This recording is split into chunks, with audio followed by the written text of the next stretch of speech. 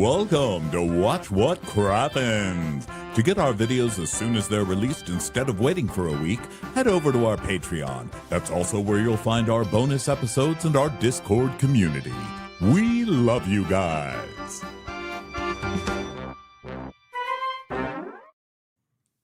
Hello and welcome to Watch What Crappens, a podcast about all that crap on Bravo that we just love to talk about. I'm Ben Mandelker, and joining me today is the one, the only, the wonderful Ronnie Karam. Hi, Ronnie. How are you? Well, hello, Ben.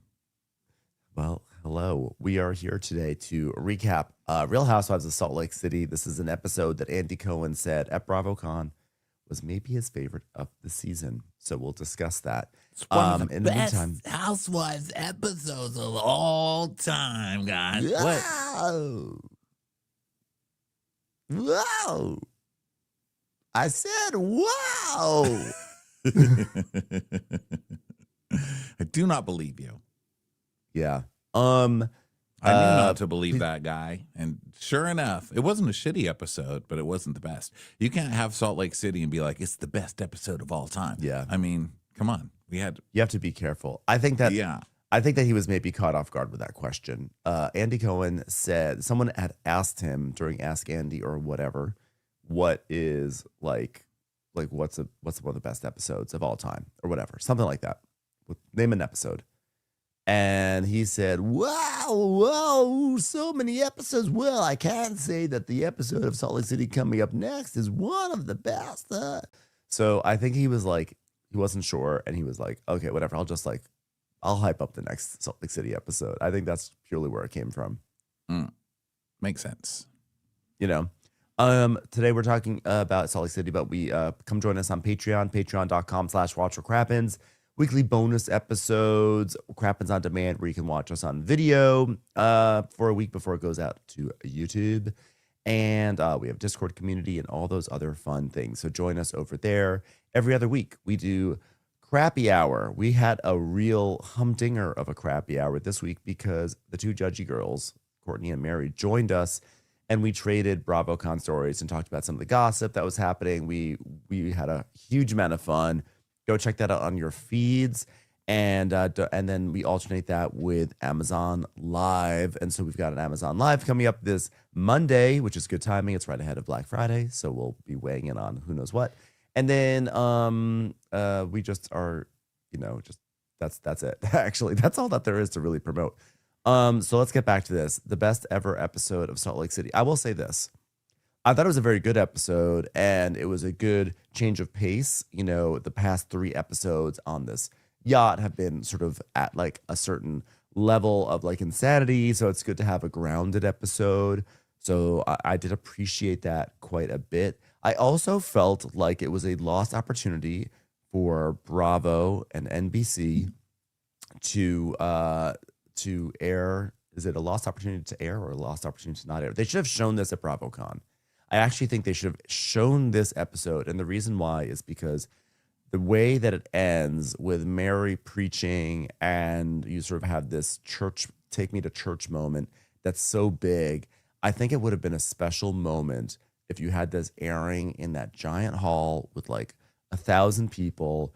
And I think they all would have been cheering. And as Mary's up there at the pulpit and she's feeling the Holy Spirit, and she's doing call and response from the audience, I think the Bravo audience would have responded. I think it would have been a very special moment, and I think that they need to think about doing those things more. Well, I think that would have been fun to see the church scene there. I think it's great that it came out the same week that Mary's cult video was announced. TLC, Mary runs a cult video, and then they showed this return to church.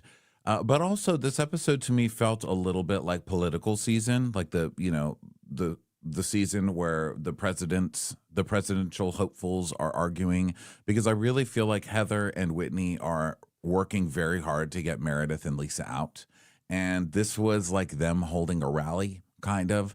And it's kind of when I'm not on the same side as all my friends in a rally, where I'm like, no, you lying political sacks of poop. You are not getting rid of my presidents, Lisa and Meredith. I will not stand for it. I will not stand for this coup. And I think that's what they're doing. So it just pissed me off. And everyone's like, oh my God, poor Brittany. Brittany is not a victim. I refuse to sit here and take Brittany as a victim. I'm not swallowing that. I'm not swallowing it, and I'm not buying it, show. I'm not buying it. Yeah, I have to say I was a little dubious about the Brittany and Jared scene. It was fun to watch, but like, I don't know. I got the sense that they were reciting lines a little bit. I hate to say. There was something about it that just did not feel authentic. But then again, both not of a them Jared are and two Brittany people. scene. I know, right? But it was definitely an episode of like, here's some conversations between people who have problems in their marriages. And the funniest one, of course, was Todd and Bronwyn, only because that furniture, I don't think we noticed how wacky Bronwyn's living room has become. I mean, it's just like some sort of Alice in Wonderland gumdrop phantasmagoria that's happening in there. And they're having a conversation about, infidelity while Todd is sliding off this striped couch. It was hilarious to me. Yeah, her house has always been cray-cray, that's for sure. She's very much drag queen energy. And I feel like she's appropriating drag culture because how she dresses. And then I was watching some of the BravoCon clips. And there was one where she was on the stage and Brittany was like, ding, ding, ding. She was trying to do a ding, ding, ding. And they were like, who's the meanest person on your I mean, whatever. Whatever shady question it was Bronwyn. And Bronwyn was in this huge, puffy polka dot dress, which I'm sure you've seen, and looking crazy, but also very pretty. She looked great. And she's like, oh, Brittany, I'm so glad I made you relevant. Like she just does this affected like lady from the 50s voice where she's like, oh, I'm so glad I made you relevant. And everyone's like, yes, girl. And she's just going on in this kind of drag queen affectation. And I don't know, man, I'm just not buying it. Now, that said, not buying it does not mean I don't enjoy being in the store, because I think she's doing a great job frustrating the hell out of me. And I also like how she's pretty good at manipulating the audience, I have to say. I feel like everyone believes her, and I'm believing her less and less. Like this whole Todd scene, I felt was listen, you're married to a grumpy old man, okay? He doesn't want to film. He doesn't want to talk about his sex life. He doesn't want to do that stuff. Now, we can have the argument of the man agreed to be on the show, but I think he agreed to do it as long as she didn't do all this stuff that she's doing, like talking about the sex life and this and that. He's visibly just uncomfortable and does not want to be there. He's like a giant 5-year-old sitting there pouting like, oh God, now we have to talk about our sex life with these people. Leave me alone. I'm not eating my broccoli. I don't want my broccoli. I don't want it. He is visibly uncomfortable. And I mean, again, part of that is that he's like in his like LL Bean jeans and like his Van Heusen shirt, button-down shirt, while like sitting in the middle of the Beetlejuice house. But like he's like, just get me to my Starbucks mug collection. But he's definitely uncomfortable. I think Bronwyn did great at BravoCon. I think the clip that you're talking about is where Brittany was like, Bronwyn, I think your costume looks great. It's like fashion. And she's, oh, baby girl, I have new couture, and you still have the same old line. And I'm just so glad that I gave you that line, because it's your same old tired line, baby girl, that you brought out every single time, baby girl. And Brittany's just like, oh, that's so funny. Oh.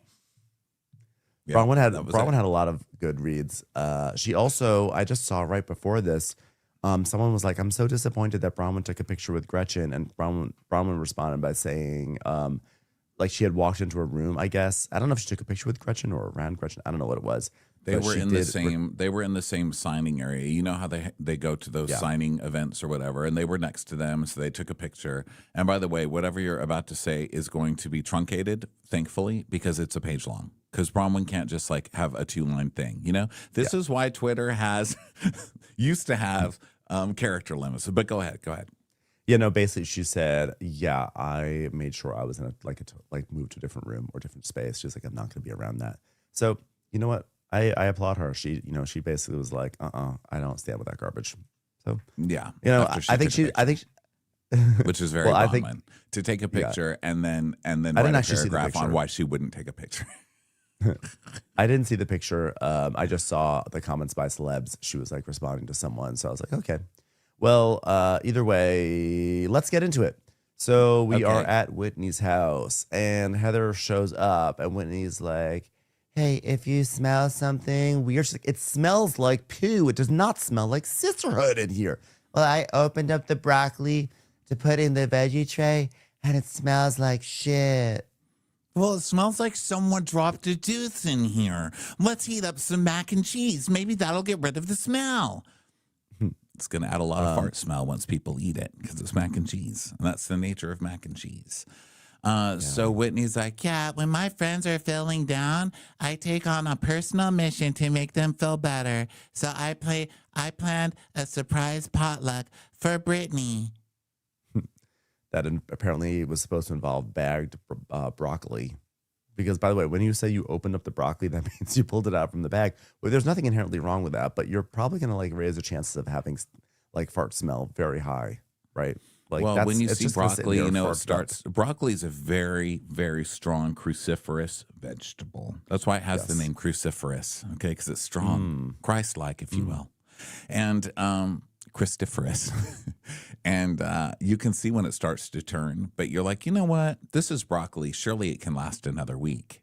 Broccoli lasts forever. So you open it to smell it, and it did not last another week. It died. And now you smell died. hundreds and hundreds of dead bodies in your house. Broccoli makes its presence known. Actually, all those cruciferous and brassicas, they all love to give a big stink. But you roast them, they're lovely. What lovely little babies they are once you roast them. But before that, they are awful. Like most babies too. I'd like to add. Most babies are awful all the time. But So, you don't roast and them. you know, I roast the baby, but mainly I do I do a set. Be like, this Well, baby's so stupid. Yeah, like figuratively. Wow. Either there's some bad broccoli in here or some baby shit itself. All right.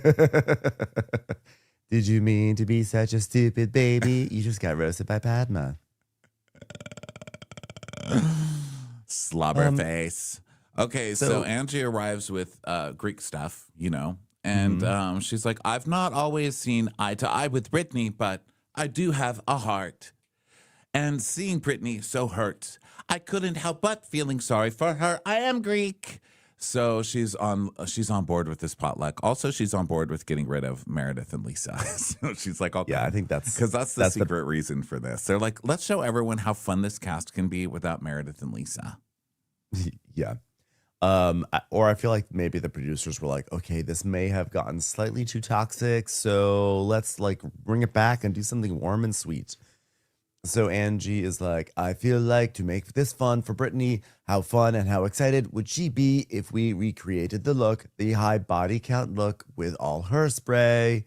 So yeah, they're all gonna mess up their hair, which makes sense. And by the way, it's so funny because when we saw the previews for this, we're like, what is going on with Whitney's hair? She looks like a disaster. I think this may have even made it to a trailer at some point.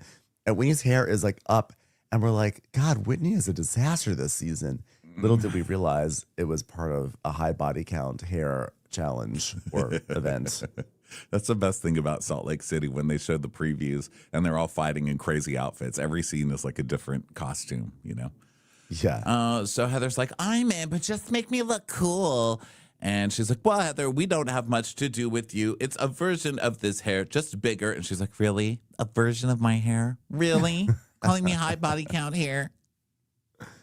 The only person I've made love to all year is Captain Jason. Wait, we didn't make love. We did. We did it. We didn't. We did. We didn't. You guys. What?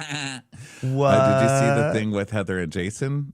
The clips of Heather and Jason at BravoCon? Now what? It was so good. Oh my God, So it's still going on. someone's interviewing her and being like, so what's this with you claiming to have banged Captain Jason? And she's like, nothing happened. The thing is, we were just on this trip and we spent so much time together and it was so fun and we got so close. And Whitney's like, but there's Captain Jason right over there. What a confinkadence. What a confinkadence. line. So Jason comes over and the lady's like, so did you fuck Heather or not? And he's like, oh, I just like to say nothing happened. She's like, oh, really? So that's what you say to all the girls? Just that's what you call nothing happening? Well, I guess that I'm just going to be the sacrificial lamb for Captain Jason to deny everything with multiple girls. And he's like, whatever. So he's like, yeah, nothing happened, but I had a great time with these ladies. And then they walk on to the next person on the red carpet, and you can see Heather grabbing his wrist and him like shaking her hand off of his wrist. Oh God. The thirst. The thirst. This is a direct call back to the black eye when she was so slippery about the black eye. And when she was like, well, I don't want to let everyone know why. Well, I did know, but like her story kept on changing. That's what this is like. And last week I talked about this, and I think even though I felt like I went on my way to say I'm not calling Heather ugly, a lot of people still felt like I was saying that she was too unattractive to land Captain Jason. And I 100% do not believe that. And I'm sorry that that's how it came out. What I meant is that she was pulling some George Glass shit. Like, oh my God, he's so into me. It's like, he's the captain. He's not, like, this isn't happen. I just don't see it happening, Heather. But she keeps on alluding to it in a way. And she's like drawing this out. You're like, okay, all right. Okay, Heather. All right, go on. Just have fun with this. She is. I just want to clear that up. I'm embarrassed for her. Just stop. And then him on the red carpet denying it and her being like, I'm the sacrificial lamb. Just make it stop. So Mary comes and she refuses to get her hair teased. She's like, yeah, I'm not doing that. Yeah, you're not. I don't like this person. Yeah, you're not touching my fucking hair. So Brittany's coming, and so they all hide because it's like a surprise. Like, surprise, we had a fart smell party for you. Can't wait for you to walk into this human waste party. Smell. She's so excited. She's so excited that they just did something for her. She's like, oh my God, I'm so touched. I often say, ding, ding, ding, ding, ding. What about me? You know how I always do that? Isn't that so funny? It's like my tagline. Isn't that so funny? But guess what? Today is all about me. This is exactly what the doctor ordered for me, is to have all the support from the women that I love. Oh, honey. These women all hate you. Yeah. which is the funniest thing. So Bronwyn's like, yeah, well, I set this up for you. This is a mobile teddy bear station. So you can pick one that you want to make, and then we can replace your unicorn. Okay, so pick the one you want me to replace your unicorn with. Okay, baby girl. Okay, baby girl. Baby girl. By the way, I was mildly fascinated by the act of making these animals, because I've never been to a Build-A-Bear, to be fair, and so I've never seen it happen. But I thought with the Build-A-Bear they just had pre-stuffed parts that get assembled together. I didn't realize they get filled up like a balloon. So to see this, like, at first I thought it was a popcorn machine, but to know it was actually like a machine full of fluff, and they just stick the thing up to like a hose and it fills up with fluff. The process was fascinating. It was also really cool to see them do it just using Whitney's old broccoli. I thought that was a really good use of old stuff. So they all smell like fart, which is great to send with Brittany. Yeah, I've never done a Build-A-Bear either because I'm not a fucking creep. Like, what 50-year-old man do you need to see making a Build-A-Bear? Jared. But also, I thought it was different too. I thought you would get a bear and then you would kind of build it like a Mr. Potato Head and dress it. Same. And, give it its accoutrement. But this whole, like, it's already all put together, you just fill it up. That's weird. No, I think you choose different aspects of it and then you fill it up, right? No, I mean, it looked like they were grabbing the skins that already had everything on them, and then they were just shoving them full of air, I thought, and then putting a little talkie thing in there. I don't know. I'm going to need to... what? Maybe I'm wrong. I may need to do some field research on this one. Everyone, meet me at Build-A-Bear. So Bronwyn's like, yeah, I don't have a happy history with Brittany, but, it sounds like she really went through it on the plane, and, I might have literally kicked it off by throwing the stuffed animal overboard. I mean, is she over 50 and clinging on to a stuffed animal? Yes, but it's not nice for me. So I'm gonna make it up to baby girl, and like now I can begin to make amends. And I hope a half-ass recording and a bear will skyrocket me to the top of her list of favorite people, like it did for Jared. So they're all going to make recordings on these tiny little things that you put in the bear. So she'll have a bunch of talking bears. And they record their little things and gather on the couch and will listen to these recordings. And Whitney's is like, Brittany, you are so strong and courageous. I love you so much. Mwah.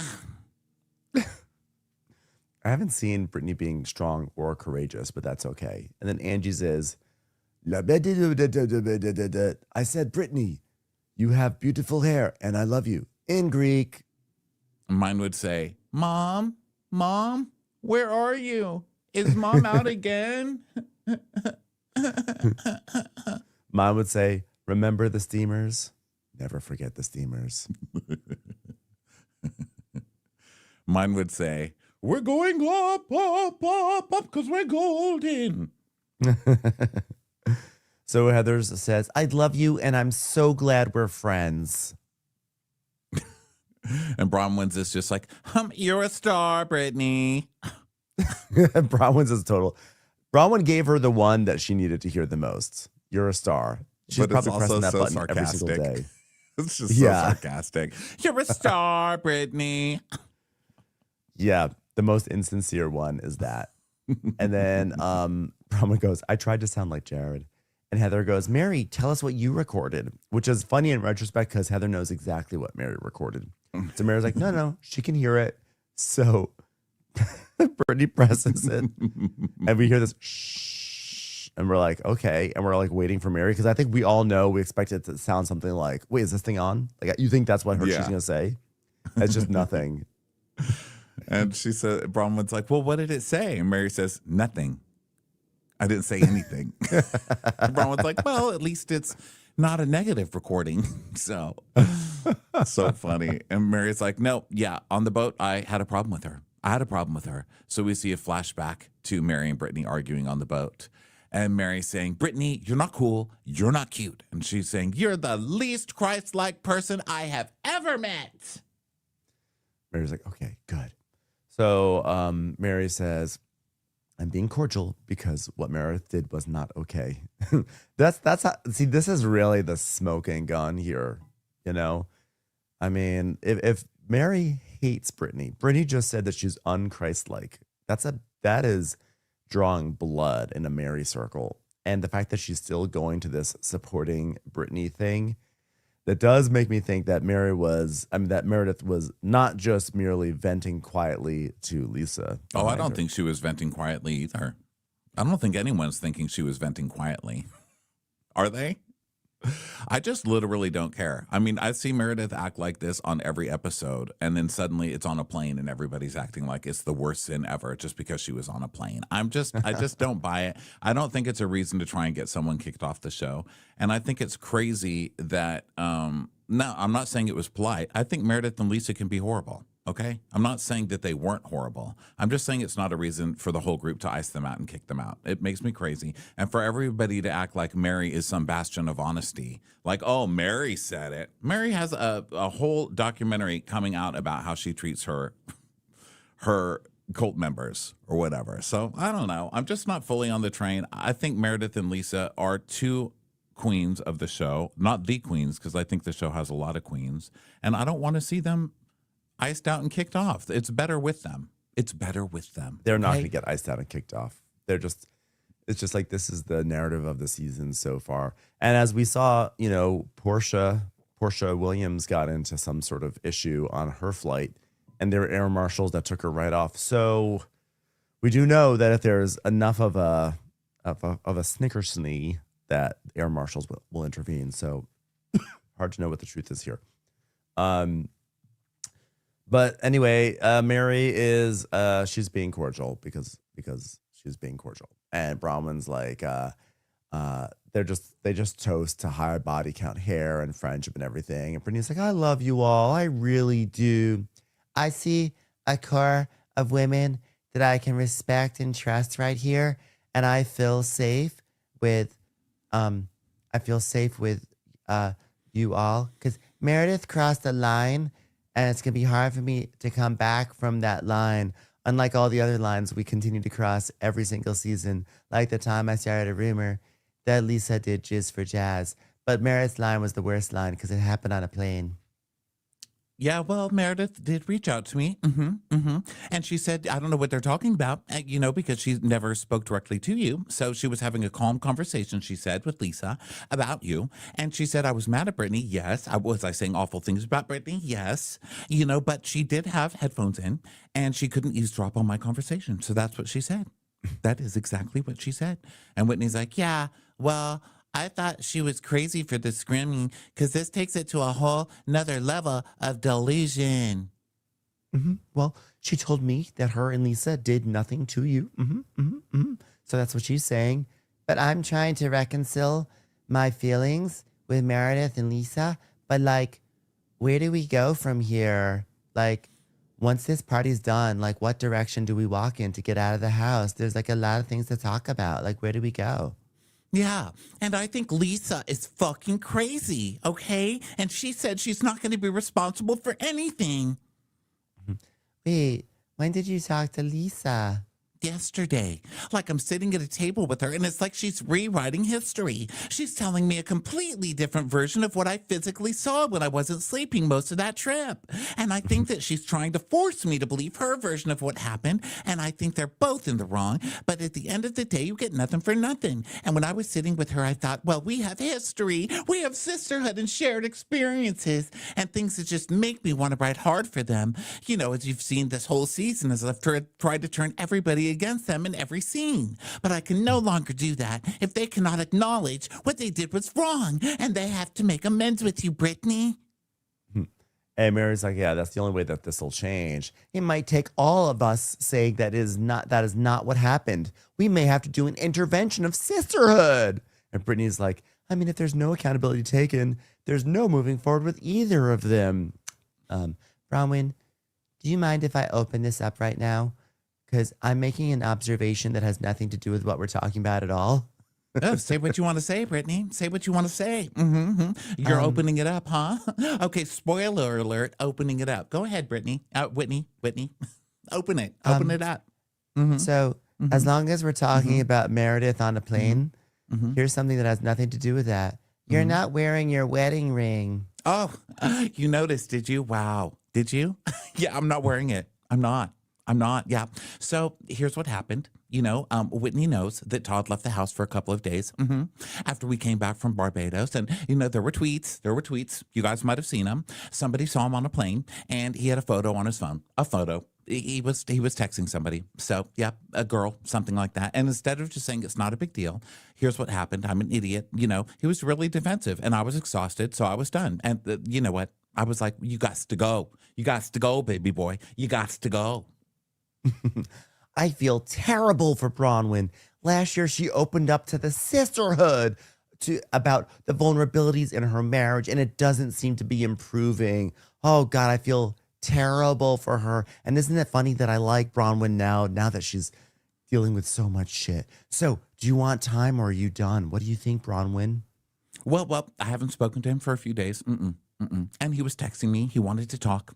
And you know what? I stayed with it because I said I needed time. So I stayed with that. But you know what? What embarrasses me? It's the humiliation and, it's the secrecy because you know what? It's not a marriage ending conversation, but it is a life changing one. And to be able to say it isn't working and I want a different thing. And Todd and I don't have an arrangement. But if we did have an arrangement, you know what? I would be an adult and I would talk about it. I would have an arrangement. Maybe I'd have an arrangement. Do we have an arrangement? I don't know. Watch last week's scene and see if you can figure out whether or not we have an arrangement. Yes, no, yes, no. Wow. It's like renovating, it's like reinventing. Brittany's like, ding, ding, ding. If you get rid of some of those rings, can I have one? I think someone needs to tell Todd about privacy screens. I'm not encouraging his activity, but first you were caught DMing with a woman by your stepdaughter because you were doing it on an iPad, which is a larger screen than a phone, and you did it, and your stepdaughter saw you doing it because you're sitting there on the couch and didn't realize. Now you're on a plane and doing the same thing. Sir, you have to be better at this. If you're gonna be flirting and cheating, you at least gotta like at least attempt to be discreet about it. But like he keeps getting caught in like very obvious ways. What is wrong with him? Messaging. Never trust it. Never trust it. And get some Snapchat. I mean, that shit disappears, right? Isn't that the point of that? But no, the problem was that he was texting like a woman he was sitting on a flight.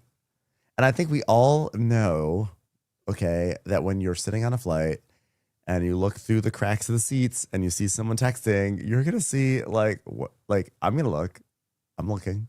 Yeah. I don't really care what they're texting, but I'm always like, what's going on over there? I got nothing else to do. I want to read what you're writing to Nancy. Yeah. Did you water those plants? Because as far as I can tell, this person's very concerned about it. You better get on those plants. So I'm always gonna be like, And especially if you're someone who's known, honestly, if you're known, like if you're texting and they have view of your screen, they're gonna take a look. Yeah. So next we go to a real fun scene, Mary and Robert Jr. pulling up to her church. I think it's time to put Robert Jr. to bed as far as the show goes. I don't know that we need to keep dragging Robert Jr. out. Something is clearly wrong. I mean, we know that he's got problems. He's in jail again right now. Did you know that? Yeah. Or he got arrested again. He's like on day 9 or 10. I think he's just not healthy enough to be on TV. Like, we just need to take him off. So they go into the church and they've renovated. And Mary is like, wow, it's like opening the doors to a new home. And there's no place like home. And, we know how that turned out. Wizard of Oz, someone got a house dropped on them. That's not the thing you want to be quoting when you walk into a church. So she comes in. But they also got a major movie franchise and Wicked for Good in theaters this Friday, everyone. I'm just kidding. We have no time to that. I know some people are like, wait, they go to BravoCon. Next thing you know, they start spouting off NBCU. Bullshit. So she's checking it out. Robert, they're both in red, which I guess is their church color. He's even got red Timberlands on, which are nice. And so they come in and check out the church. And he's like, wow, you're just a natural interior designer, Mom. Wow. It's like, yeah. And sometimes I can be critical. You want to sit in our seats? Let's make sure nails aren't still coming out of these. Okay. I know. Okay. That's what I was thinking the entire time. Like, what nails are poking through those cushions? Because I am not convinced that they've all been taken care of. That's a lot of cushions and a lot of nails. Now that this cult documentary is coming out, I'm wondering if it's just built into the seats, like to give people the stigmata, You just get it's just a special you get stigmata effects. and just are they still stigmata if they like happen in your back? Well, he was nailed all over the place. Like you can be holding a Bible or something, and then you just nails pop out and puncture you, and then disappear really quick. And you're like, oh my God, it's a miracle. So, Robert, they have a very nice and frank conversation about his struggles. He talked about having gone to Malibu to rehab in Malibu and learning about having a higher power, and that other people are struggling with it, and how he didn't really talk about spirituality with other people who are in rehab. And Mary's like, well, but you have to. That's actually when you have to, because like you don't want to go dark on people when they sort of need that. And Mary's just talking about trying to sort of help him get out of his loop. And it's very heartbreaking to watch, knowing that he's in jail right now, knowing that he's in a real deep struggle. Like it's a very scary struggle that I think we're all hoping he's able to pull out of. But like it's very concerning. Yeah. And she's like, I'm going to open the church back up. And she's inviting her friend group. And she's like, I've just never seen a group of women who act like little kids. I've just never seen it. And I'm just like, you need God. And then Lisa's you need God. And Lisa's face pops up. Whatever faces were popping up, she was saying like, you need God, you need help, you need Jesus, you need the Lord. And then at some point she says, and you need your mind back. And it pops up Lisa's face. Yeah, it was hilarious. So now this is, by the way, this is an episode of serious conversations between people, which it actually was good TV because they felt very real. So here comes one that was pretty intense, and it's Lisa and John Barlow. And Lisa's like, oh my God, I'm so excited to see how this dynamic with Jack and Henry is when Jack gets back. I feel like they'll get along so well. And I'm so excited that we're going to have a scene talking about our children and nothing but our children. Okay, your turn to talk, John. Yeah, I don't know, because when I came back, I was still a dick to my brother. So who knows? And she's like, oh, you're like a douchebag. You were like a douchebag, right? Yeah. Yeah, you know what? You irritated me so bad the other day in the car. You like really irritated me, John. Which time? Yeah, like when I was trying to like tell Henry my thoughts. Oh, were you telling Henry your thoughts, or were you telling him how to think / throwing the new watch I gave you out the window? Yeah, but like I was telling him my thoughts, okay? And then you were like, oh, you should say it like it is. You should say it like this. You should say it like this and stop saying it like that. That just bugged me so bad, John. It bugged me real bad. Yeah, things are like off with John. So I gave Henry advice, and then John corrected how I gave him advice. And I'm like a grown woman. I'm a mom. I'm someone who goes to parties with like Blake Lively and Ben Affleck. And I don't want to be corrected with how I speak to Henry. But it's like not about like one specific instance or one specific thing. It's just about the fact that I go to really cool parties, and lately in our marriage, I feel invincible. Ah! Yeah, so she's basically saying, she's trying to talk to Henry, which we know how she's talking to him. She's like, no, Henry, here's what you should do. And John is like, no, well, Lisa, maybe he can do what he wants. She's like, how dare you? How dare you come for me? Which is what this whole conversation sounds like. And it's every conversation that John tries to have with Lisa where she can't understand anyone else's point of view but her own. And, Yeah. Most of this I look at as John's journey, because it's like watching John learn how to speak in his relationship, which is crazy because I don't think he's ever stood up for himself until the past couple of years, because now he is, and she doesn't even know what to do with it, and he's like, yeah, but you have an opinion and I also have an opinion, and she just blinks like, what? But he keeps smiling too. I'm sorry, did somebody order an opinion for John? Because I've never ordered that. Okay. I'm sorry, opinions aren't on the Wendy's menu, so I don't think you can say that. He's like, so should I just not say anything? She's like, no, but I just like don't want you to tell me how to talk or how I should be thinking. Like, that's what I do to you, but not you don't do it for me. I'm the one who's on a TV show, John. He's like, well, I don't tell you how to talk or how to think. She goes, yeah, you did the other day. And he goes, well, it was probably not telling you how to talk, but maybe telling you from a guy's perspective. She's like, really? I'm going to tell you it from Guy Fieri's perspective because I know him.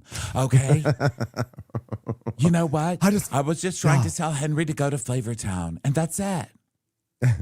I think like what hurt me is that I didn't feel validated in my feelings, because like Flavortown's actually like a really good restaurant, and I hate when people do that. I'm like around a lot of girls that are committed to not seeing me and like not understanding me and not hearing me, and like, but with John it just feels like so much bigger and like so much more triggering. By the way, she's also in her cowboy outfit, which is in her confessionals, which is like very distracting. Yeah.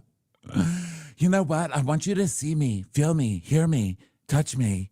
Okay, I think that's just Tommy. Whatever, John. Since when do you listen to musicals? Who is this John? Can I please have my cracker back?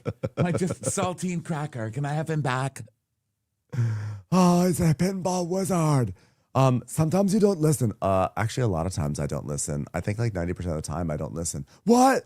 You're supposed to say, of course I listen. But you're admitting you don't listen. That's not right. I think you guys always put that on me, and I feel like I'm like a good listener. Like, for instance, remember the other day when you said you wanted to go to Nicaragua? I said I wanted to go to Paris. I'm pretty sure you said Nicaragua. Paris. John, you know what? Don't even do that, like, for real. Are you kidding me? You know what? I'm a great listener, and I'm like really good at like, you're a great listener. Yeah, I'm a great listener. Are you kidding me? Say something. Okay, well, you see, I heard that. I heard it. God, John. So he's like, oh, really? This is you listening. Scroll, scroll, scroll. Oh, really? Did you say something? Oh, yeah, scroll, scroll, scroll. She's like, really? So now, you know what? You're so annoying right now. I just feel like we were always on the same page. You know what? And you didn't even have to like finish a sentence because I already knew what you were saying. That's the point. He's never finished a sentence. Do you even understand? That's like literally his point. And John goes, well, I feel like you want me on your page, and that's it. Like, if you want to get into the nuts and bolts of it, if we're not on the same page, it's because I'm not on your page. That's the way it feels. You don't see it. Yeah, but I hate that you always put it on me. Like, why does it have to be your page? Like, it's just a page. Why can't it just be a page? Why can't we just both be on a page? By the way, who was telling us? Was it on this show, or did someone tell us this over this past weekend that they were talking to John Barlow and he just like stopped mid-sentence because he's so used to getting cut off? Me. That was me. You were the one? We were talking to Lisa and John, and by the way, who are both very nice, so we were talking to them, and Oh my Lisa God, was talking to love you, them. and I was talking to John, and I would be like, so John, how's the weather? And he'd be like, well, and he would stop. And then I was like, go ahead. He just kept stopping after one or two words. And I was like, wow, you literally cannot even finish the sentence. I was dying. We ran into John Barlow every single day of BravoCon, and Seth. like the two people, and Seth. And I'll tell you, John Barlow is, when I tell you this man is such a sweet man, he is so sweet and lovely. And he was always like, hey guys. And he wrote us a little message like, great meeting you guys. He is so adorable. He is so lovely, that John Barlow. I mean, we'll still make fun of him if we need to. But let me tell you, everyone, he was adorable. Yeah. So he's like, you're always talking about feelings and how you feel and this feel, but you don't know how I feel, and all we talk about is business. And there's nothing else to talk about at this point, I don't think. And she's like, oh my God, do you feel that for real? Do you really feel that for real? Is that Philly for really? Like, what do you, is that real? Is it real, John? Like, yeah, I mean, how do you not feel that? I actually, you know what? My heart broke for her in that moment a little bit, because that's a real tough thing to say. If the person that you love says, we don't have anything to talk about, we just only talk about business, it's like, that's a little bit of a dagger in the heart moment. And you can see, when Lisa's like really hurt, like she gets this frown, she gets this real big frown, where it really comes down. Like her mouth really just does like a classic frown, like emoji style. And she like looks down a little bit, and then she starts. If there's something nearby that she can start to fold, she starts to fold it in her fingers. She's like, "Wow!" And she starts to fold a tissue or a napkin, like she's gonna use it to dab her eyes, but she never quite gets there. So she starts doing that, and the producer's like, "So what do you feel when he says that to you?" And she's like, "It hurts my feelings." Oh. Yeah, but like I don't feel that with you. Like I feel like we talk about everything, Like maybe we're not doing that as much anymore, Like you don't hug me as much. You don't hug me as much. Yeah, I mean we talk about a lot of things. For instance, hey, did you ever send out those invoices? Or like, hey, did we get any of those boxes from Uline? Or like, hey, did we pay all our vendors? Things like that. That's business, Lisa. No. Oh. You know what? I made a pie chart, and it's going to show us like how much you've talked and how much I've talked. Okay. Well, it feels like, I'm not sure that is business technically, but it feels like business. No, it's not business. And then we do a PowerPoint afterwards and a conference call, and we're going to loop people in and per our conversation. But it's about us. I think we both just feel like we're really not seeing each other right now. Like right now, you look like a breadstick. You're literally talking to a breadstick. Oh my God, no wonder it won't hug me. You know what? Get some arms, stupid breadsticks. Don't just throw it on the floor like that. So then we go to Brittany and Jared at a park, and they see each other and they hug each other very long. And it's very intimate, he goes guys. Yeah, he goes, They both do a deep breath into each other. She's like, oh, God, it's been 3 days. 3 days, Jared. Yeah, Jared and I are still on a break, but I'm still reeling from what happened to me on the plane. And it really means a lot to me that he reached out and is thinking about me. And frankly, it gives me some sort of glimmer of hope that for the future for us. There were cameras. So that's all that you needed to know. So he's like, well, I'm still trying to put my finger on exactly what happened. She goes, oh, with the flight and stuff, which is the reason why you came here? No. I went to Justin's house, and he's like, oh, yeah, Brittany's flirting her butt off with Captain Jason and all sorts of guys that are on this boat and cabin boys and things like that. So he's not even there to check in on her about the flight. He's just like, I heard you were talking to other men. Yeah. And so we see a flashback of her flirting with everyone. Like, hello, muscles. Oh, hi. Do you actually drive the boat? Want to do it with me on your lap? Grabbing everybody's arms and stuff. And he's like, I was under the impression that we were trying to work through stuff. And clearly, We're not. She's like, oh my God, it's just so confusing. I'm just so frustrated. I mean, okay, I'm not trying to minimize what you're doing here, but like, I literally thought I went through the most traumatic experience of my life. And you're not even here to talk to me about that. You're here to ask me about flirting with boys. Oh, no, I care. I'm sorry. I care. But here's the thing. The last 2 years, I have just The been last 2 going years, through- you haven't even committed to me. I get it. Britt, you run every 5 seconds. What I'm looking for is someone that's stable. Oh, whoa. So now I'm not stable? Why don't you just shake my seat and pull my hair and spill some champagne on me? Truth. You are a ride until it seems difficult. You're a ride or die until it seems difficult, or, oh, this might be a problem. And then you are, I don't know, a freeze, a flee, a run. That's who you are. It's like I throw up a red flag and suddenly you want to leave. I don't understand. Like, why can't you just be stable and hang out with toxicity? Clearly, I've laid it out so many times. I want a committed relationship. That doesn't make me unstable because he can't commit. Can he ever stop the mind games? What are we doing? Can we please just cut to the chase? What do you want to do, Jared? Well, you want a definitive answer when you just got off a boat? I mean, you're on a 30-day, how's that going? A fast from me? A 30-day fast from me and Osmond? And how's that going for you? Are your bones weakened? So he's holding her coat. So she reaches for it. He's like, no. He pulls it away. She goes, but please, let me have my coat. Can I just please have it? I'll take my 30-day break and I'll just go. Okay, if that's what you're going to do. You're going to walk? Well, good luck in those shoes, honey. And she's like, wah! It's like in big wedges. She stumbles like falling on the all rocks. over the place. She's like, Wow. this is exactly why I want to break up with you, because you took me to a rocky area when I don't have the right shoes for it. I'm out of here. Bye. I'm tired of it. So she walks away, but then she stops on the path so he can catch up. And he's like, I'm walking slower because I respect my shoes. So please give me a moment.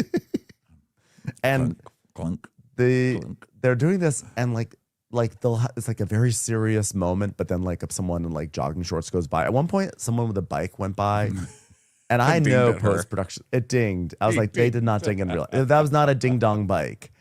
Post-production is so funny, having this bike go ding, ding, ding. I mean, they are. did. You just see a sobbing woman standing in the middle of a path. It's like, bring, bring, bring. I was like that. I guarantee that 10-speed bike does not have like the same little dinghy as like the little girl's bike with the ribbons on it.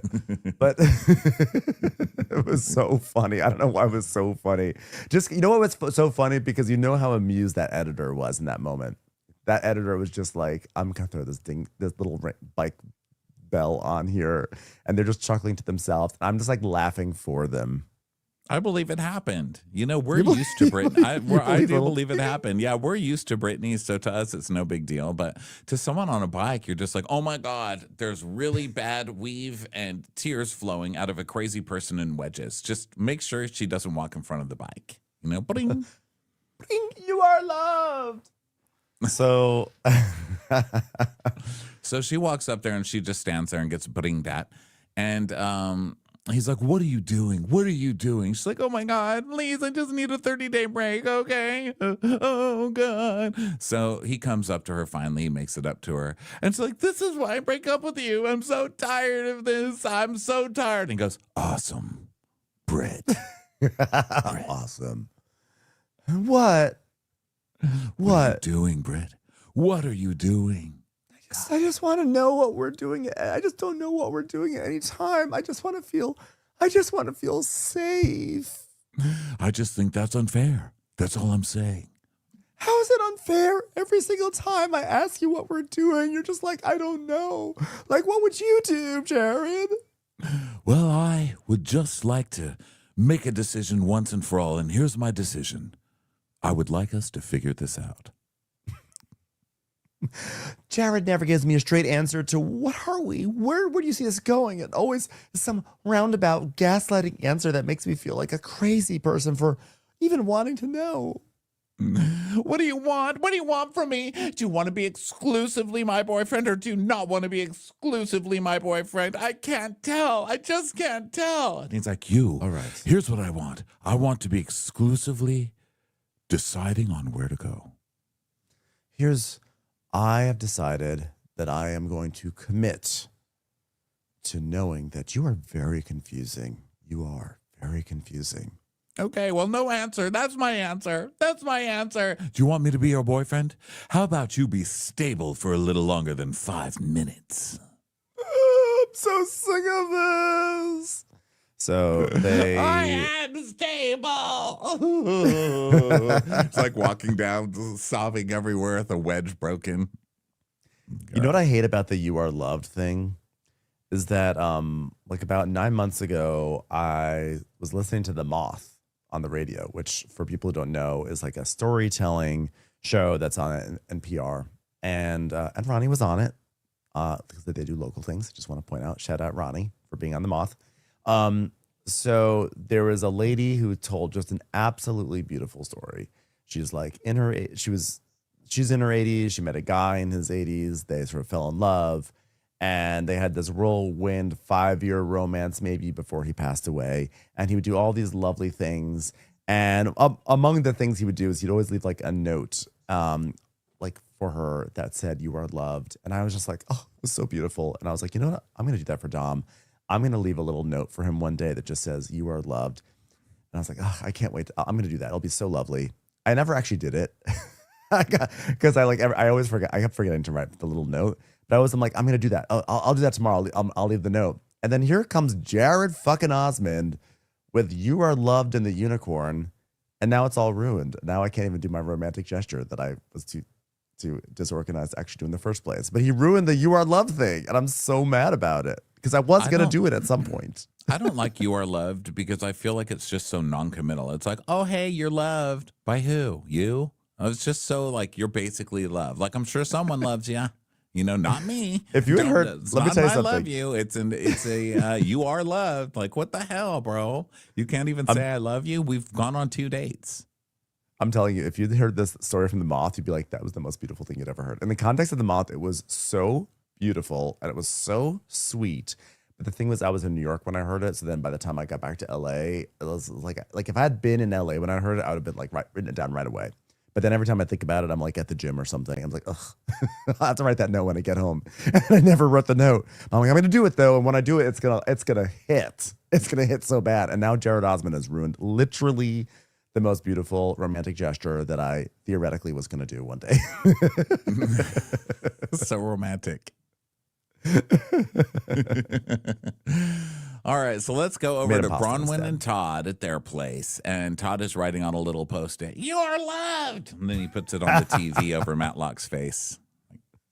He's written it on his Palm Pilot. Got your back, buddy. All right. Hold on, I'm playing Minesweeper on my Palm Pilot. I'm just gonna if I hit the bombs correctly, it'll say "You are loved." Hold on 1 second, Bronwyn. So Bronwyn tells us, after I asked Todd for a little space, he was reaching out to me and telling me that he misses me and thinking about me. And then we see 1 day earlier, Todd calling Bronwyn while she's in the car. And he's like, "Good to hear from you. This is crazy. I can hear you out of this soup can. They should really make these in every office. Could you imagine just being able to pick a soup can tied to a string and be able to talk to whoever you want?" Todd, you could have just texted me all this time. I know, but do you know how annoying it is to tap 3 times just to get to the C? Well, Todd. I don't trust a Morse code. Do you know how many subs were sunk due to Morse codes being misunderstood? So Bronwyn's like, well, I saw your text this morning and saying that you want to come home tonight. And I think that if you are ready to come back, I've calmed down. And it's probably a good time to come back, but I do expect to talk about this in person. Okay, baby girl? I don't like it when you call me baby girl. Well, then we're going to have an issue. And he's just sitting on the couch with his arms folded right under his nipples. Sliding off slowly. Yeah, sliding off. When you slowly slide off a sofa. He's just looking all miserable because he knows what's coming. He's like, oh, God, here we go. A relationship scene on the telly. So so, Todd, what's going on? Moving and grooving. But enough about my bowels. Tell you one thing, Fiber One does magic. What's going on with you? Well, obviously, I was really upset last week, Todd. He says, yeah, well, so was I. What do you think about that? So was I. And she's like, well, you were upset too. Okay, I can see that. And uncomfortable with what was said on Twitter. Okay, but the bottom line is I ended up feeling that I wasn't good enough. Okay, that's how I felt. I just felt that I wasn't good enough, Todd. Well, I'm going to stop you right there. What's Twitter? Well, in the past, Todd kept something from me that made me question how important I was to him. Okay. And so we'd see a flashback to last season where Bron was telling the girls that there was infidelity and Gwen caught him texting somebody. But then we don't see in the reunion the clip of her saying, no, there was no infidelity. That was, I blew something up or whatever she said. Like I just got upset and I was exaggerating. What did she say? She said something like that. And I wish they had included it all for completionist sake. Okay. Whoa. It was like emotional infidelity, maybe. But she says, you start to spiral and think, I'm not pretty enough. I'm not fun enough. I'm not sexy enough. I'm not there enough. I'm not willing enough. I'm not baby girl enough. I don't know what it is, but you just start thinking that I'm not enough. And my partner's looking for something different. And that is just like, it's not him violating my trust, but it does stir all that up again. And she goes, Todd, I am as in this with you as I can be. And I love you as much as a young woman can love an older man who loves to have his arms crossed and is slowly sliding off of a sofa. And I'm as open to whatever would make you happy that is possible for me to do. But if you wanted to do something different or have an arrangement or be open or whatever else, I would consider it. I mean, if you need me to dress up like a life-size Werther's original, I will do it. Well, look, here's the thing, okay? You and I have been together 11 years. That's about 1/10 of my life. And we've had a lot of ups and downs. We've had a lot of leaks. But, turmoil, challenges. Remember that time you tried to get me to go pee-pee on pads in the bedroom? That was hilarious. But the thing is, we've always been able to talk through it. And this time we didn't even talk. I had to go to bed mashing my own carrots. You know how hard it was for me to walk up that little staircase up to the bed with a frown on my face? Todd, that's for the dogs. Well, I use it too. I paid for this scratch post and I'm going to scratch it. Do you know how hard it was for me to get myself out of that big circular ball that was running around the house? And Todd, that was for the hamsters. Well, it was for me too, and I liked it. By the way, where are our dogs? Where are they? Has anybody seen our dogs? This is crazy. I like that she was so embarrassed by her dog scenes last year that she's just like, get rid of the dogs. Get rid of them all, put them all down. Or they're like stuck in a room somewhere. It's like, keep the dogs out of here, okay? Lock the dogs up and bring out Muzzy. I'm pretty sure I feel like Muzzy probably scared the dogs away. She's like, oh, really? Whatever Muzzy's weird voice is. Like, get in the closet. And turned her into Tia. But, that's just the way it is. So listen, we had a talk the other day. We both came in hot as Pop-Tarts in the morning. But you know what? I can admit when I was wrong. And I was wrong. Okay? I never should have been texting duties to somebody. Okay? But I figured she showed me her boobies. I should show her mine. Yeah. So that's why I did it. You keep on going because I got lost. Oh. I'm lost. I just want you to know I'm very happy being with you and the relationship we have. It's like, well, what I was trying to make very clear is that there's no weirdness or shame around figuring out what works in your sex life. And he's like, oh, geez, could we stop? I've already got my pinchers on my nips. I don't want to talk about this on television. Well, and I also wanted to tell you, I did have a good conversation with Whitney, and I talked about you and I's sex life. That's nobody's business. Okay? I don't know why things related to me can't be left in this house. Why do they always have to be shared with a group of untrustworthy friends? Now, excuse me while I take my oversized Palm Pilot and flirt with someone in a public space. I don't know what to say about that, Todd. I just don't know. Okay. Just to discuss this part really quick.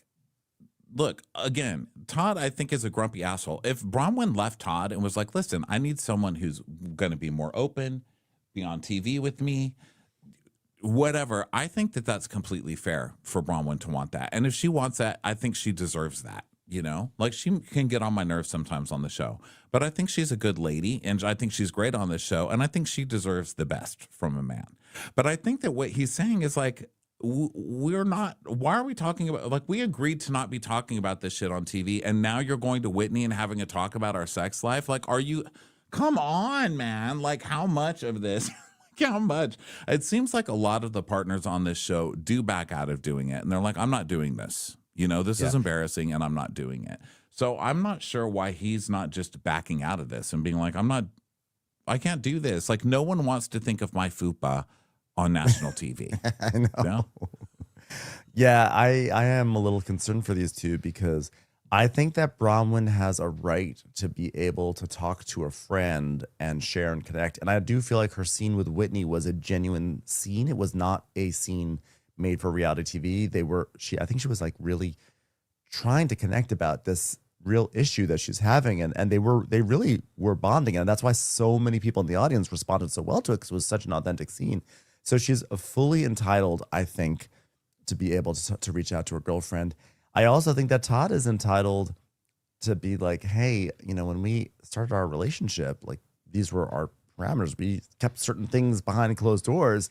And now suddenly this is not only just beyond, like, not only are the closed doors open, they're open and the whole world has come in. And I'm not comfortable with that.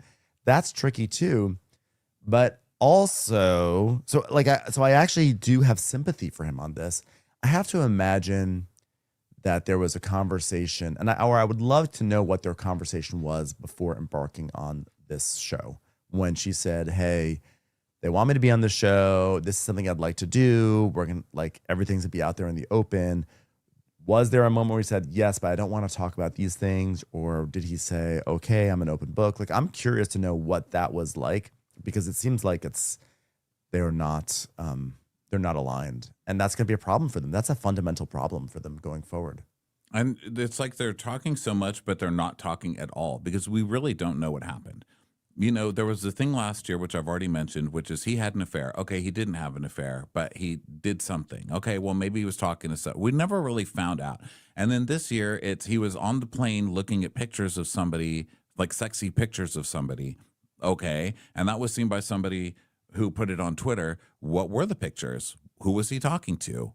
Was it an affair? Was it him looking through an OnlyFans? Like, what was it? Like, we still don't know. So it's really hard to nail down what's going on here and pick a side, because normally my side is automatically going to be Bronwyn's because he's like some grumpy old asshole. And I'm like, well, you're on TV and you need to buck up and stop whining. And also, if you're cheating, stop fucking cheating, you idiot. Like, yeah, I'm not going to choose his side if he's going out and having affairs. My point is, I don't know what he's doing. No one's telling me. Just tell me what he's doing. It's always a hint.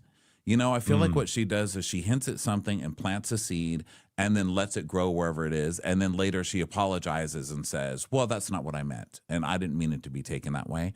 And I just want to know the truth. Just tell me. Just tell me so I can rest easy at night. Okay? I don't like not being able to sleep because I don't know whether or not Todd cheated. Mm-hmm. Yeah, I think. Could you imagine? That's my life. Did I he think or that, didn't he? What's happening here? I think these two really need to figure some stuff out because, like this is. I mean, that's hard. This is hard. This is like her career, and this is like her moment, and she needs to be honest with everything that's going on in her life.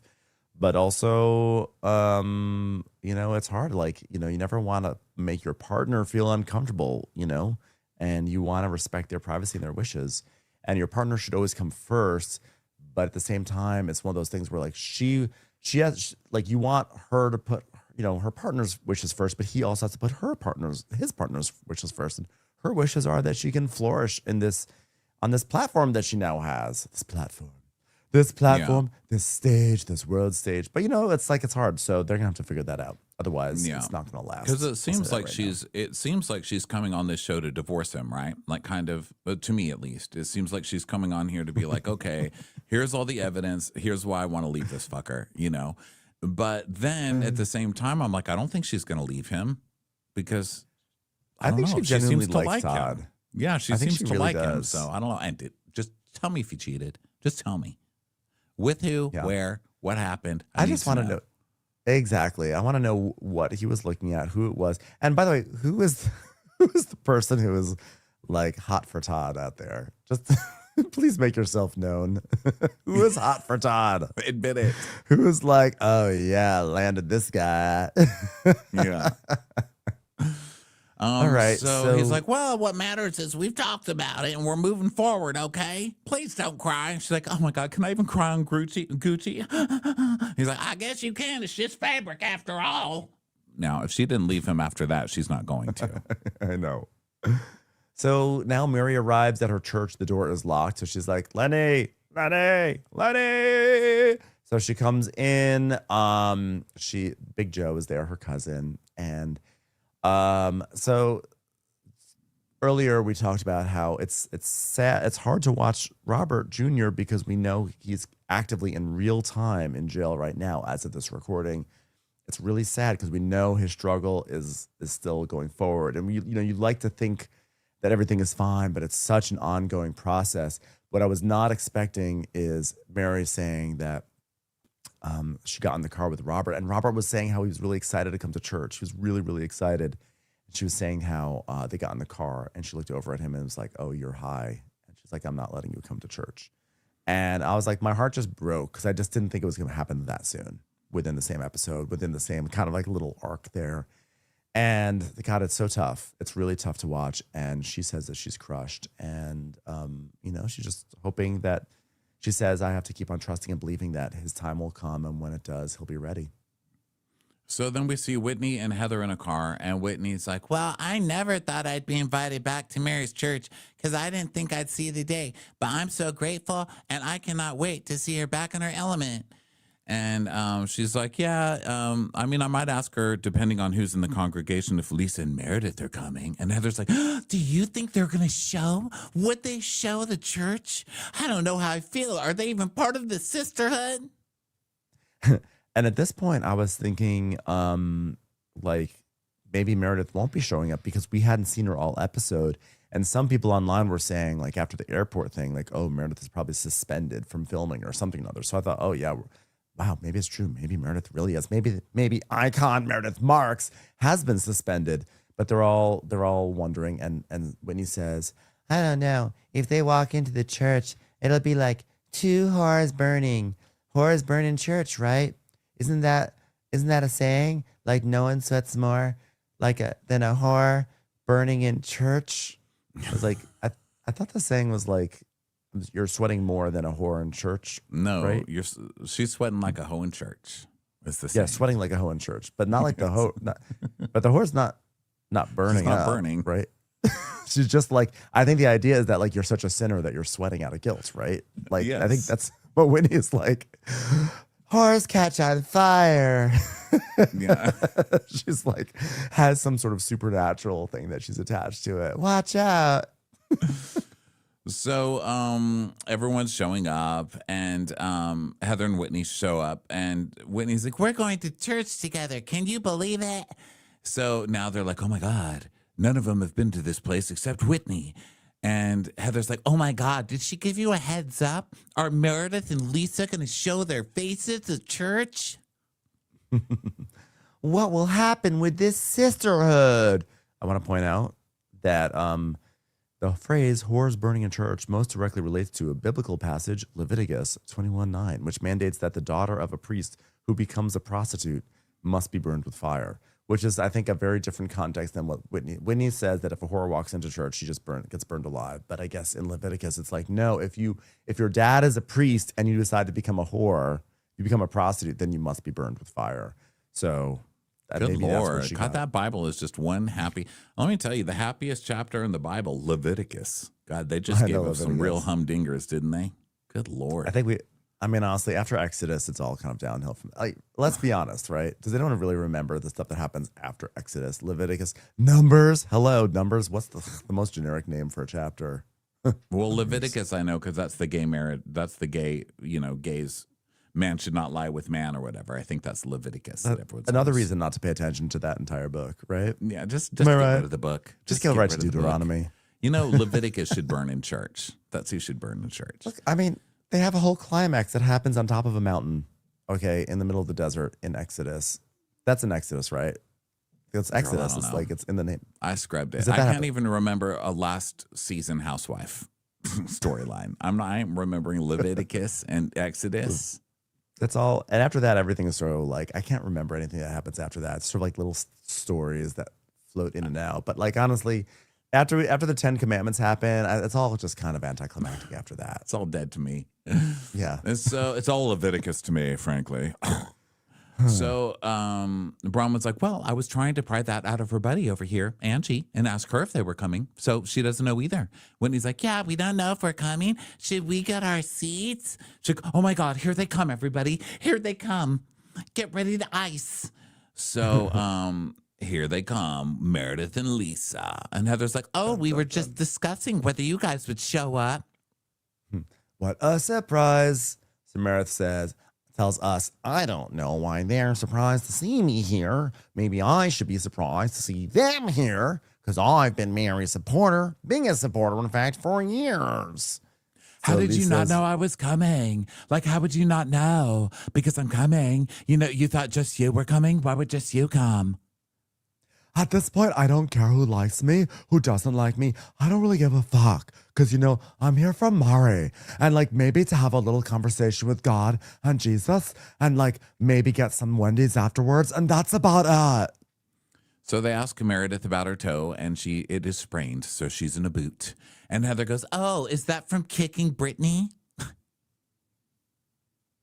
She never touched Brittany. Neither did I, by the way. We're innocents. Gotta love Heather trying to get a little raise in there. Remember when you kicked Brittany half to death? Oh my gosh, is your finger hurting from when you were holding that stone while you were stoning Brittany in first class? Mm-hmm. Mm-hmm. By the way, who showed us? Someone showed us. I'm like, there was a lot of drinking this weekend, but we definitely talked to a Bravo celebrity. I don't remember who. It doesn't even matter who it was, but they're like, look at this picture and guess who is staying in across the hall from me. And we looked, and they showed us a picture, and it was like a room service tray that had been, when you're done, it was like put out in front of the door. It was all Wendy's. And it was in fact Lisa Barlow. I was like, oh, okay, she is consistent. It is not for. Did you see that photo? I did, but I didn't know it was literally Lisa. It was. I think it was. I thought it was just a joke. That's funny. Oh, I mean, it could have been. Imagine I'm spreading untruths about Wendy's takeaway. That's pretty funny, though. I think it probably was her. The church bells ring, so they go inside, and Lisa and Meredith take their own seats. And so everyone's dancing. It's a merry church scene, so it's very dancey, and they have a full band. Yeah, it's very exciting. Yeah. Wendy's like, wow, she has a golden microphone and a bedazzled Bible. I'm excited to see Mary in her element. I know her so well, but because the church was closed, I haven't seen the most important part of her non-Greek life. So Mary gets on the mic, and she's just saying that she's rusty, and she's like, thank God for being here today, and I thank God for being saved, and I thank God with my mind that it stayed on Jesus, and I thank God that he's kept me from another day, just another day, and God gave me the right mind, God gave me love and peace and power, and this is our place, woo! And everyone's cheering, and it's actually quite stirring. I was getting excited just listening and watching, and then people are clapping and dancing, and it is fun to see Mary in her element. It's been so long since we've seen her in church that we sort of have forgotten about this entire side of her. I mean, listen, I love a musical. So whenever the band starts and everyone starts dancing, I don't even care what's going on. I'll be into it. So she's saying that she feels she came into this world to be a messenger for God. And she's like, yeah, I don't really plan what I'm going to say. It just comes to me. I'm like, well, you know what? You might want to start making some outlines because I'm confused. I need more of a story. I need more of a linear sermon, I don't like just the God loves us. We love us. We paid our rent. We're back. Yes, God. We have it. We paid the water bill. Oh, yeah. And everyone's like, yes. So then her next thing is she brings up her mom, which I thought was pretty ballsy. Her mom just passed away, but for people who haven't really taken any deep dive into this church or why it's controversial, you should because it's crazy. But she brings up her mom and talks about how sad it was that she wasn't invited to the funeral. But you're in the church that your mom considers stolen from her. So it's crazy. This whole scene is just fucking Looney Tunes. And that's why I signed up for this show. Yeah, it was great. And you know, everyone's like kind of choking up in the audience, and not the audience, but in the congregation, and the cast members are choking up. And Bronwyn, they're all also, because we've seen a whole episode of the women going through things, they are now finding some sort of salvo in this spiritual moment. So Bronwyn's saying that, you know, she's been having a lot of worries in her life about her parents and Todd and everything. And she's like, I think I really needed to hear from Mary that I'm going to be okay no matter what. And I think there's peace on my horizon. And also some Ovaltine, you know, to be fair, some Ovaltine. And Mary's just going on. She just is preaching and preaching. And they're all, you know, they're all responding. Lisa's like, I think churches all have one similarity. You're going to go fill a void because, like, you have a need. And I think you can, like, find joy in all faiths and, like, joy in all religions, except for the Church of Satan. But we do make donations to them, too. Yeah. Like, what? They say what? Just, yeah, for real. Like the Church of Satan, if they ask for tequila, we're like, sure. Yeah, we don't discriminate. Yeah. I don't know if the Church of Satan was a real thing. I've always heard of Satanists, but I didn't know the Church of Satan was a real thing. And I did not know that they needed tequila. The Church of Satan, yeah, it's not literally Satan. It's basically created to say, you know, morality isn't created just because you're with Jesus. I mean, they're actually kind of a good church. It's kind of a smart-ass response to all the Christians in the world. It's not literally Satan. It's just saying, like, there's religions, you know, because religions get a lot of protection from taxes and stuff like that. So it's just kind of a way to protest real religion. But I think I think they're kind of like peaceful atheists poking jabs at regular religion. And apparently they need tequila. They drink tequila. Hell yeah. So Mary's you know, basically she preaches to all the girls and everybody cheers. And Mary's like, bless every single one of them. And Heather's like, wow, the First Lady of Faith Pentecostal can dance. Look at her go. And Angie's like, it's a spiritual experience. Oh, one thing we didn't talk about is that when they all arrived at the church, Angie knew like everyone. Angie's like, oh, Auntie D. Oh, Paulette. Oh, how are you? She knew all the aunties. It was amazing. So Lisa, we cut to Lisa, and she's like, I'm gonna die a fucking heat stroke. I'm practically on fire. And then Whitney's like, see, I called it. 2 whores sweating in the church. I have to say, that is 2 prophetic moments on the show. The other one being the horse that suffered an injury, but it was a toy horse. So Mary is like, says church is where you find peace and it's what you're looking for. And she just hopes that people get answers. And then they all gather around as a group and they do a group prayer together. And Mary asks the Lord to touch their hearts. And then they all start going, touch, touch, touch. So it was it's hard to like recap that whole scene in church because it was just basically like praise, you know, but it was actually it was like a nice episode. It was a very nice episode. I mean, it was fine, but this was not the best episode of the season or of a Housewives. Stop trying to trick me, because then you just get me in here and I'm like, wait, what the hell? This wasn't the best anything. I feel robbed. Last week's was the best of the season, I thought. Last week's was, I thought, excellent. But this was a good one. It was good. It's perfectly good, you know? No duds on Salt Lake City. But that is it for this week's recap of Salt Lake City. Thanks, everyone, for being here. And catch us on the next episode of Watch What Crappens. Ronnie and I are going to go to church right now and do a group prayer. Bye. Bye.